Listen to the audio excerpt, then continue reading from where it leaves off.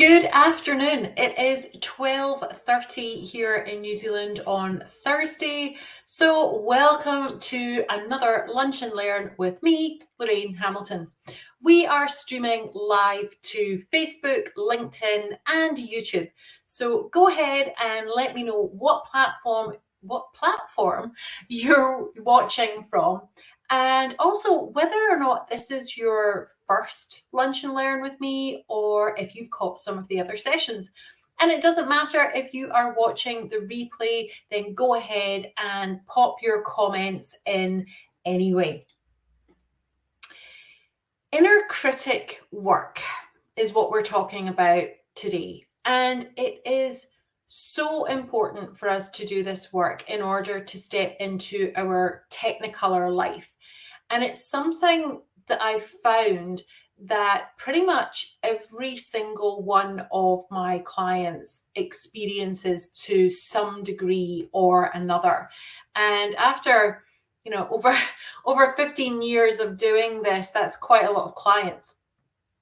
So typically, the inner critic voice appears to be the voice of reason or the voice of authority. So it's really easy for us to believe it without ever questioning it. And that can result in a deep sense of feeling alone and powerlessness against what our inner critic is telling us. So in this training, we're going to explore how other women experience their inner critic, uncover some of the other characters that we have at play. It's not just the critic, what their purpose is, and how we can take that knowledge and apply it to playing bigger and stepping into your Technicolor life. So I hope you're ready. Before we dive into all of the juiciness that we have got going on today, I want to make sure that you've got everything that you need in order to be able to ask any questions you might have about the Purple Hair Revolution.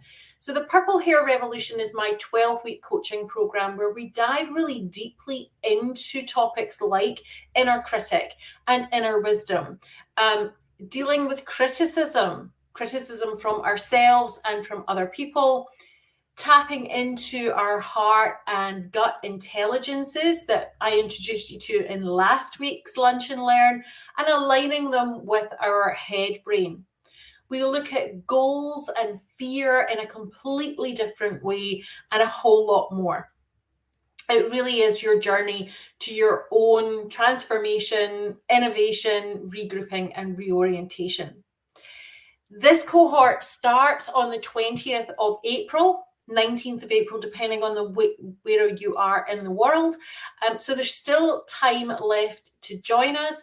And there's also one spot left with me that will get you a bonus one-to-one coaching session with me.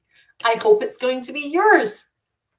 So make sure you have opened a browser somewhere else with this link so that you can come back and review all of the information and ask any questions that you need in order to make your decision.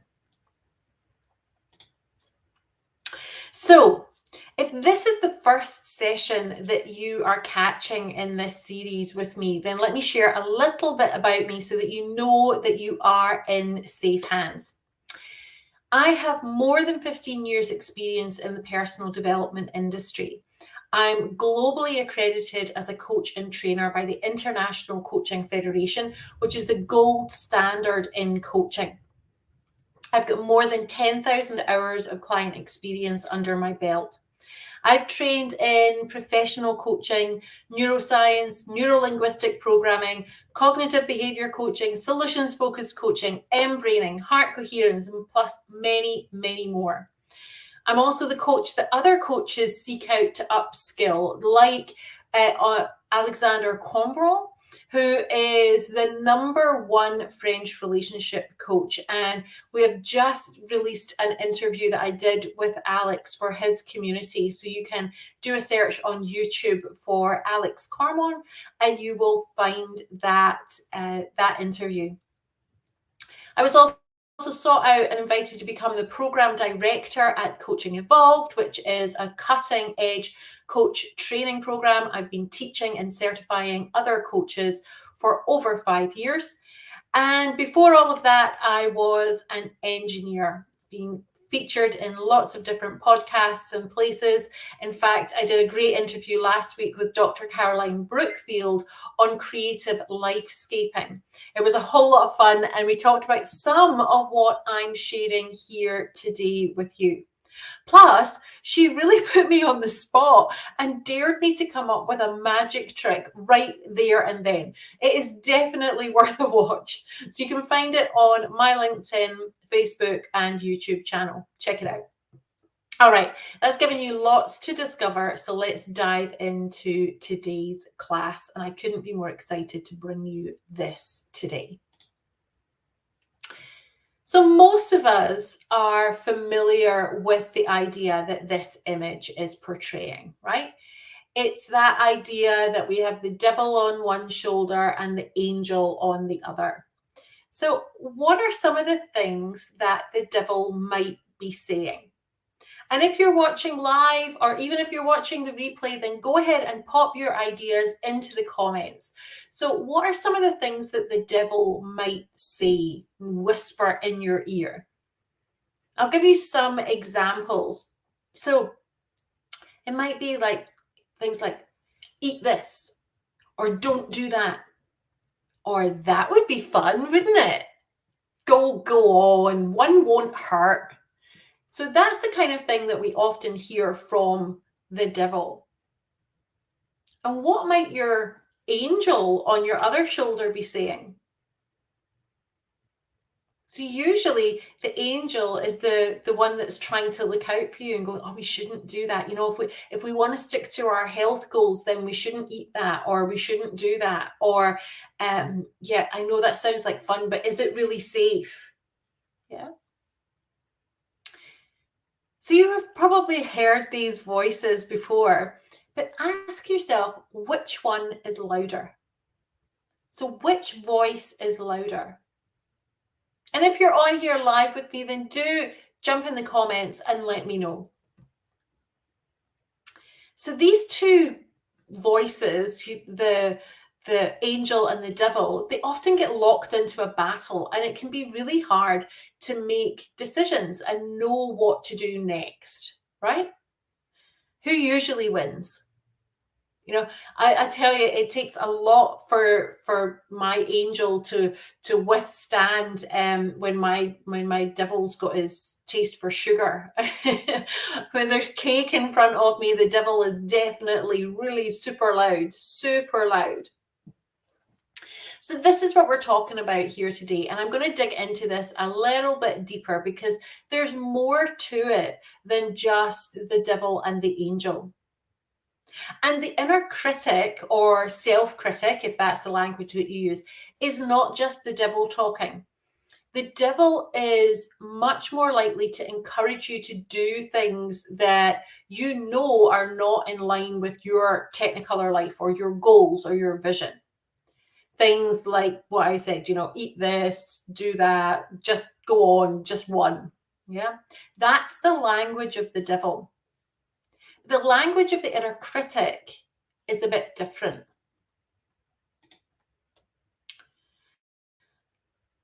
These are real comments from a group of women that were asked what their inner critic says to them.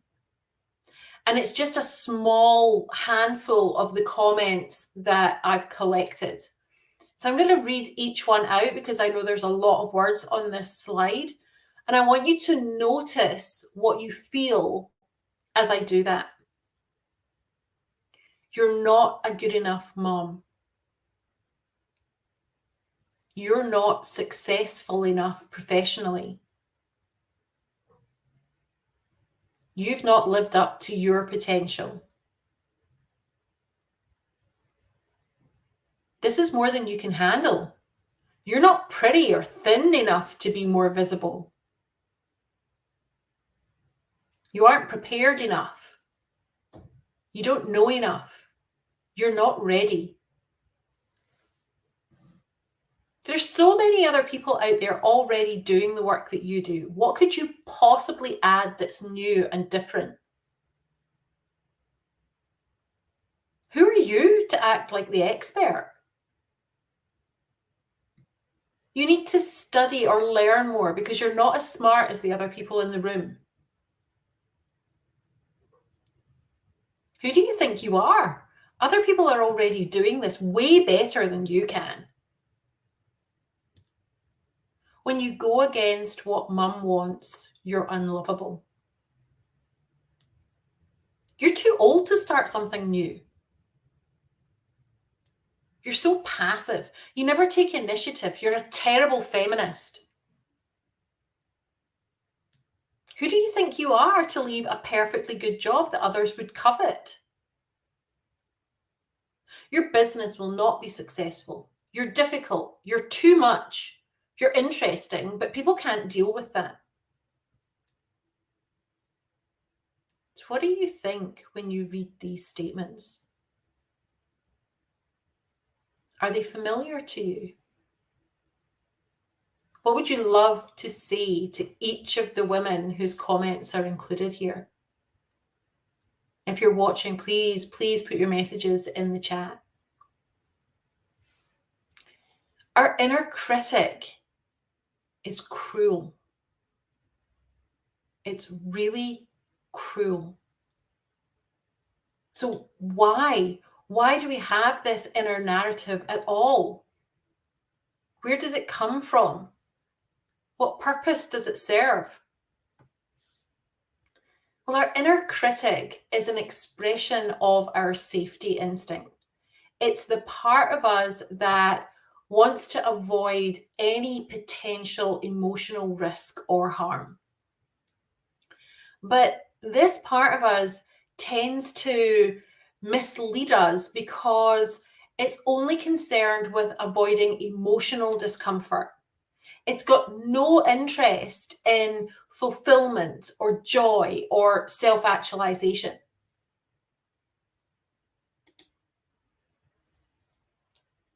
And for that reason, our inner critics usually speak up most loudly, most vocally, when we are considering or when we are taking steps to bring new levels of exposure, visibility, praise, potential criticism. Basically, anything that you need to do in order to step into your Technicolor life. Right? That's the double bind here. So sometimes an inner critic flare up is actually a sign of being on the right path. Do you notice that your inner critic voice gets louder and louder and louder the closer to the cliff edge you get, the closer that you get to doing something that you really, really want? But it's not just the angel, the devil, and the inner critic. So we have a whole host of other characters at play. So let's meet some of the others as well. So yeah, I love bringing these guys into teaching. You might recognize them if you watched the Pixar movie Inside Out. And if you haven't watched that movie, I really recommend doing so. It's a great example of what we're talking about here today. So in the movie, there are these 5 main characters, and each of them represents a different emotion. So, oh, hi, Ali. Nice to have you with me. And yes, you can relate to some of those inner critic statements. I'm sure many of us can. Yeah, so in the movie, there are these 5 main characters, and each of them represent a different emotion. We've got disgust, fear, joy, anger, and sadness. And your inner critic can be a voice for any of these and more. Okay, so I'm not saying that these characters are exactly your characters. It's just a demonstration of how this works. But let's take a look at what's driving these guys. So let's start with joy. What is joy most concerned with for us? Like, what does it want for us? Or what does she want for us? So go ahead and put your ideas in the chat, even if you're watching the replay. So what does joy want for us?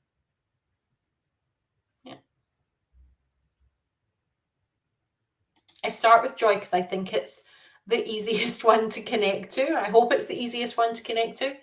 So joy is in search of things that will make us feel joyful. Things like excitement and adventure, growth, fun. But it could be harmony, it could be peace. And what brings one person joy can be very different for another person. So there's no right answer here. Yeah, focused on having a good time and feeling good. Yeah, it's the feeling good part of that.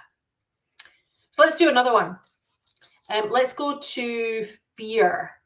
What does fear want for us? What does fear want for us? Hopefully that one's not too taxing either. So fear just wants us to be safe, right? It just wants us to be safe.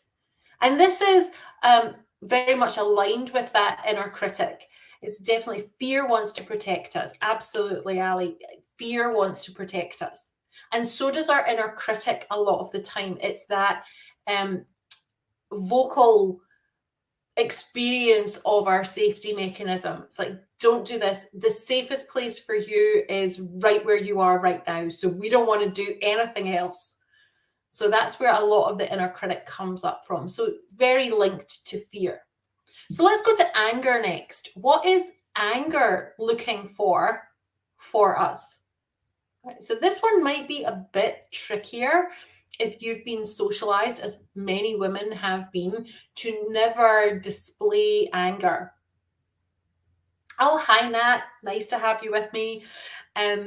Yeah, so anger, what is anger looking for us? They're getting a bit trickier now. So anger wants justice or fairness for us.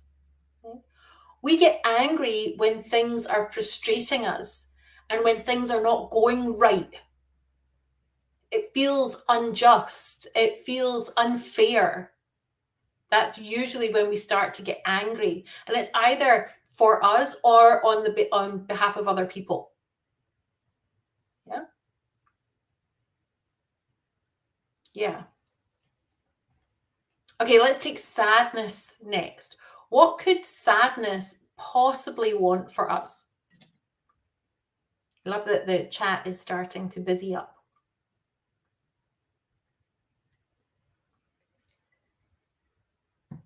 What could sadness possibly want for us? Well, rather than happiness, which I think is where it's easy to find ourselves thinking, oh, well, sadness wants us to be happy. I think happiness is more of a joy trait. Sadness wants compassion for us and for others. So when we're sad, we need a little self-compassion or compassion from others to be able to find our way back to happiness or joy. Yeah, does that make sense? So when we're sad, we're actually looking for compassion. Okay, so this leaves disgust. And this is the one that people, when I do this exercise, they often find disgust the most challenging. So what function does disgust perform for us?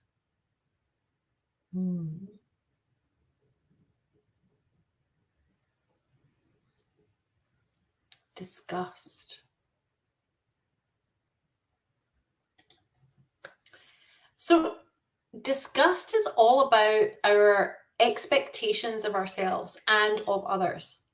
And it can feel a bit judgy, and it is a bit judgy, but this is all about where we fit in the world, our status, where we fit in the puzzle. And that's something that is very inherent in us all. We need to know where we fit. Belonging is really important to us as a species. So disgust tells us whether we're on track or not. Now, sometimes, you know, it's all lined up with our goals and our values and where we're headed, but sometimes it can be a little bit confused. So, as I mentioned, disgust is like that judgmental character. She's making sure that we are the best that we can be, and she's the one that berates us for not being good enough, right? She really wants us to be the best that we can be. So, we've got status, expectations of self and others. We've got safety. We've got excitement, adventure, growth, fun, harmony, peace, justice, fairness, compassion, kindness. What do you notice about all of these characters and those words underneath them? What do you notice about those words? What are those words indicators of? And I've alluded to it a little bit, and so has Nat, which is very astute. So these are all values. And values are at the root of the emotions that we feel. So values are at the root of the emotions that we feel.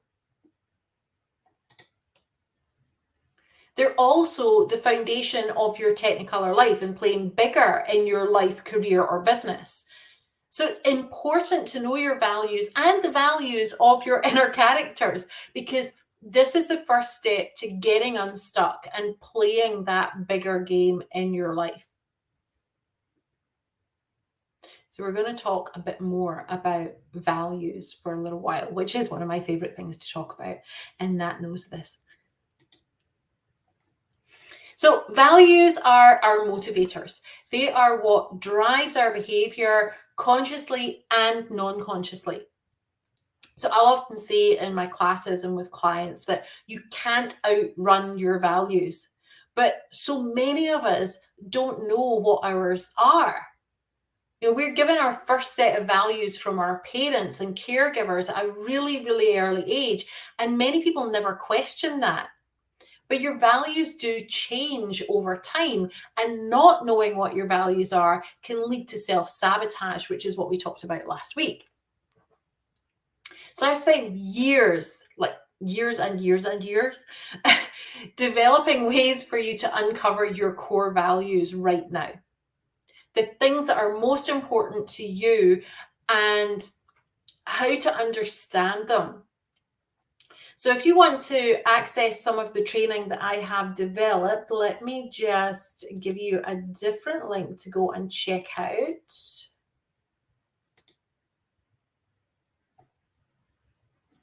And hopefully that is going to flick over. Oh, we're having a good old tech time this morning. So upperlimitbreakthrough.com. If you head over to that link, you can download a resource that will take you through my values training. But today in this session, we're going to take a really, really quick look at values. So grab something to write with. If you've got something handy, that would be great. You will be using it a little bit later on. Come back and see your comments. Okay, so grab something to write with if you have something handy. And this slide is a very, very small selection of values words. Now, I literally have documents that are pages and pages and pages of values. So this is literally just a handful of examples. It's not at all exhaustive. So if you're thinking about stepping into your Technicolor life and playing bigger in your life, your career, or your business, what would be the one word that would most support you in taking that next step? Now, it could be one that's on this slide, or it could be one that you're already aware of, that you've already identified. But what would one word be that would most support you in taking that next step into your Technicolor life? And I would love if you would share it in the chat, even if you're watching the replay. But a couple of people that are here live, I'd love to hear your one word that would most support you. in taking your next step. And I'll leave this slide up for a few moments because it can take a moment to find the one that's most supportive. So we're looking for a word that's either going to support you in getting unstuck, or if you don't feel stuck, then something that's going to propel you towards the life that you can only dream of right now.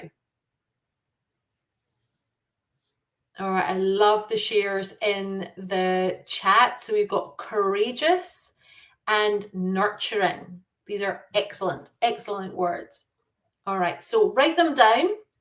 And if you're watching the replay, then please join the conversation and pop your words in too. All right, so let's play with these words a little bit more so that they become a bit more real.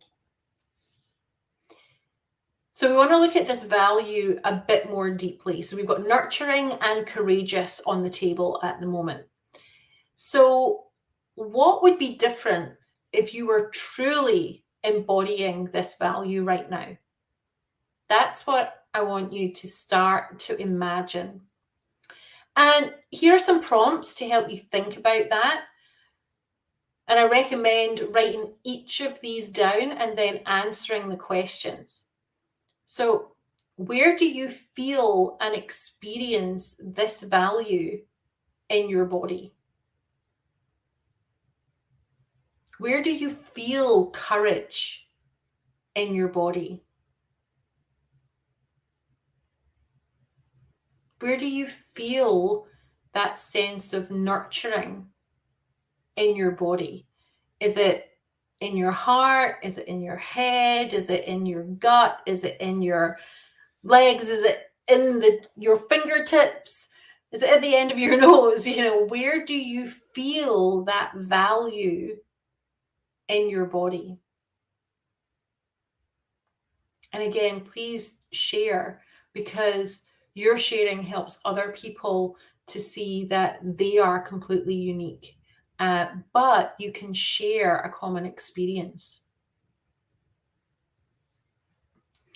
So moving on from where do you feel and experience that value in your body, and thank you, Nat, for sharing that you have that sense of nurturing in your heart.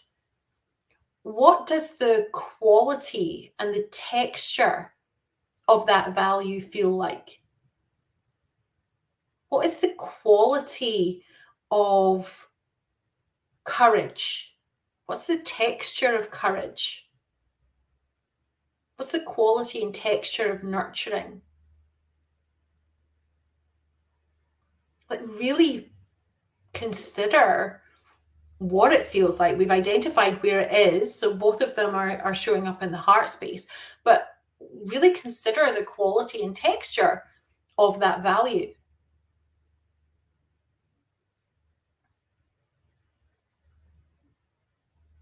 And then we can move on to some of the other prompts. How does this value move through the world? If you were truly embodying courage, how would you move through the world? If you were embodying that sense of nurturing, how would you move through the world if that was your whole being?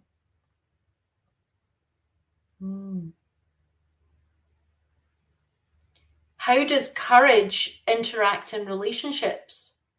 How does a sense of nurturing interact in relationships? What would you notice in relationships if you were fully embodying that value?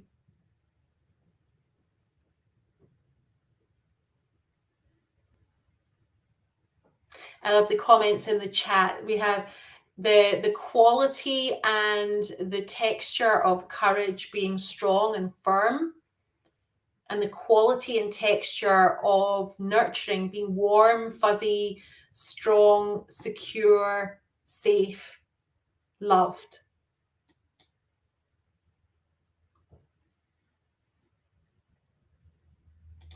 So, how do these values move through the world? Love that, Nat.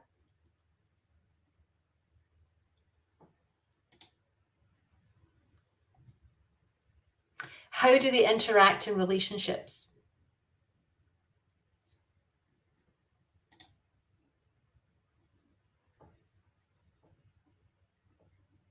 Beautiful. So moving and interacting confidently when you're fully embodying that value of courageousness. And then we move on to, how does this value speak? What does this value hear? How does this value think? So take some time to really dive into this and consider it. I love these comments in the chat, so I'm going to try and show you more of these to give you some really good examples as you do this exercise yourself.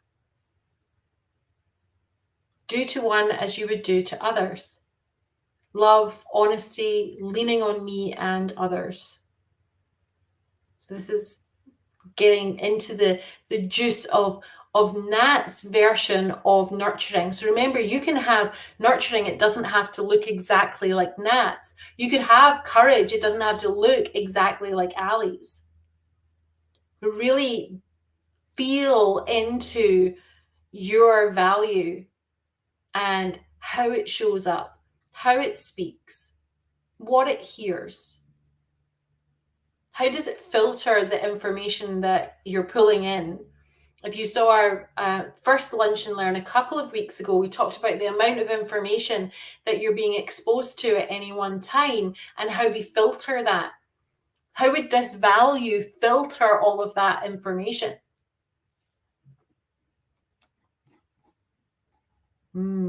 Juicy.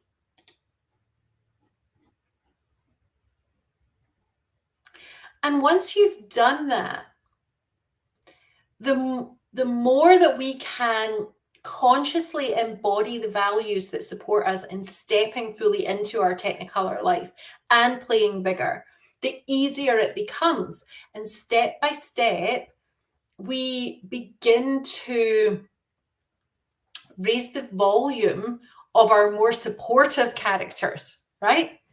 And then the critical ones tend to quieten down a little bit.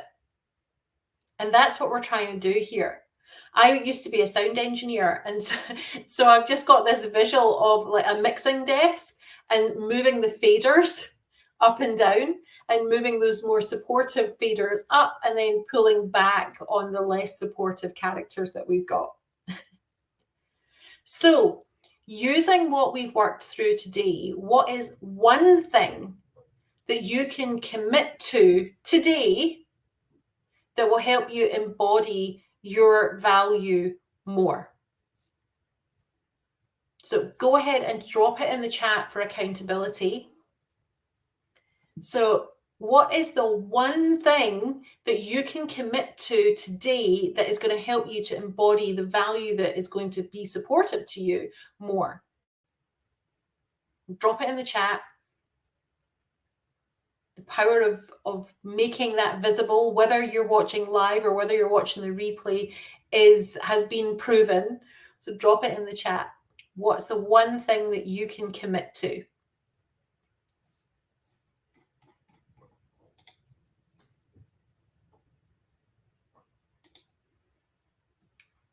I will share. So understanding that relationships come and go, regrounding what my values and boundaries are, and moving forward being my authentic self, not allowing myself to be affected by others' choices. Wow, that's quite a lot. So I would even encourage you to think of something that is even easier to do. And I can see that you've just dropped something else in. So I'm going to jump to that and then I will grab Ali's example. So today I will rest and spend time breathing fresh air outside. Perfect. Perfect. That's one thing that you can commit to doing today that's going to help you embody that value of nurturing more. And then you can build on that, right? So you build on that. You do one and then you keep on building. Great example. And another great example to give you an idea. Speak up when I have something important to contribute. Wow, that's a big one, right? That is a big one. A lot of us struggle with that because that can send the inner critic into overdrive. Speaking up is inherently risky. It's a real risky thing to do from a primal sense. It's like you're really raising your head above the parapet, and it's a risky thing to do. So I applaud you, and I'm here for you, and let me know how it goes, because the more that you try that and you lean into the discomfort and the that sense of, as you get closer and closer to the cliff edge and the inner critic is getting louder and louder and louder, once you actually take that step over, the inner critic has performed its job. You've taken the step over the cliff anyway. So it's interesting to see that it does often just pull right back. So I really applaud you. Yeah. Thank you both for your contributions. Oh, tech is very sticky this morning or today. I'm working it hard. All right, so let's review. So our inner critic, its job is to keep us safe. It just doesn't want us to have any emotional harm. That's what it's there to do. We've got way more than one inner character. There's a whole cast of characters that we have that are looking out for us in their best way. Yeah. So they all have a positive intent. It's just sometimes it gets a bit confused, and it's really useful to know what your values are and also the values of those inner characters, so that you can get really clear on who's the one that's shouting the loudest. Is it me or is it somebody else? Right. And one of the practices that I love to do is actually imagining that you're sitting at a boardroom table and every seat is one of your characters, and we negotiate situations and scenarios with every one of the inner characters. And that's a really powerful practice that we will get into in the Purple Hair Revolution, because it really demonstrates this idea that we're taught to just push these things down and ignore them and just get on with things. That's a very masculine approach, and it works for a while, but it doesn't necessarily work long term. So being able to identify who the voices belong to and what their values are, what their positive intent is, and being able to facilitate a discussion with them. I know it sounds a little bit crazy if you haven't done anything like this before, but it's immensely powerful and empowering for you. And make a commitment to embodying your values every single day. What is something that you can do every single day just to exercise that muscle of living your values and becoming aligned with your values and what's most important to you right now? So Purple Hair Revolution starts in just under 2 weeks. We're already forming a beautiful group of women who are going to go through that 12 weeks of guidance and coaching into their inner characters and values, with my support and the support of each other as they step into a bigger vision and a bigger version of their Technicolor life. I would love for you to join us. So thank you for joining me on this Lunch and Learn. I hope it was powerful for you. I hope it was accessible and something that you can put into practice straight away. Thank you, and I will see you soon.